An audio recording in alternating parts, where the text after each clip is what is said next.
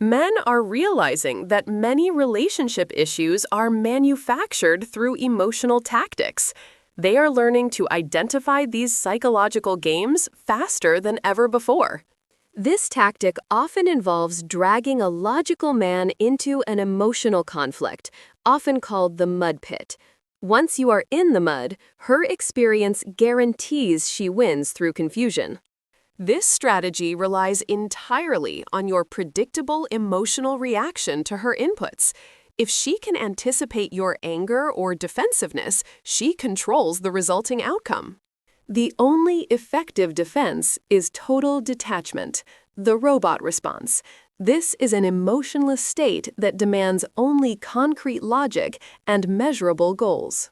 Her emotional tactic, A, is designed to pull an immediate emotional reaction, B, from you. This chain ultimately leads to the desired result, F, she wanted from the start. Her desired outcome requires you to be emotionally predictable. If you remain calm and logical, you are operating from your power base, not hers. Logic is the natural opposite of raw emotion. When dealing with relationship conflict, fighting fire with fire only ensures everything is needlessly burned down. When she says something illogical or overly emotional, you bypass the feeling entirely. You respond only with objective requests for clarity or clarification. She will inevitably try to rephrase her point emotionally. You must keep asking goal-oriented questions until she shifts her approach to defining the actual issue. This logical approach forces her to examine her true motives. Many emotional arguments stem from vague idea clouds rather than concrete, rationally structured thoughts. She walks in and says, "I can't believe you left this mess. It shows how little you actually care about me and this house." The old version of you would have immediately gotten defensive, arguing about your devotion, and quickly devolved into counter-accusations. That is the predictable path. She ignores the question and escalates.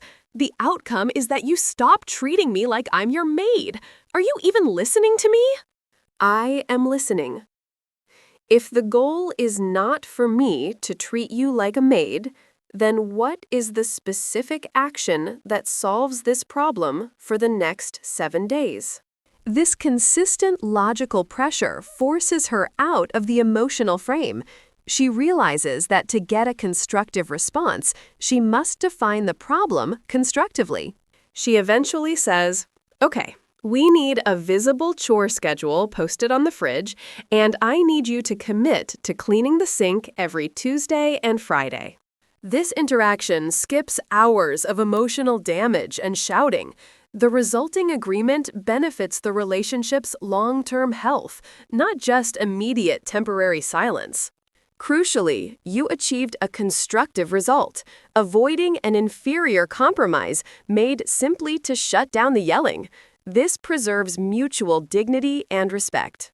This neutral tone effectively cues her that her current emotional state is not generating successful output. It encourages internal accountability and self-correction. Keep bringing the conversation back to measurable goals and actions.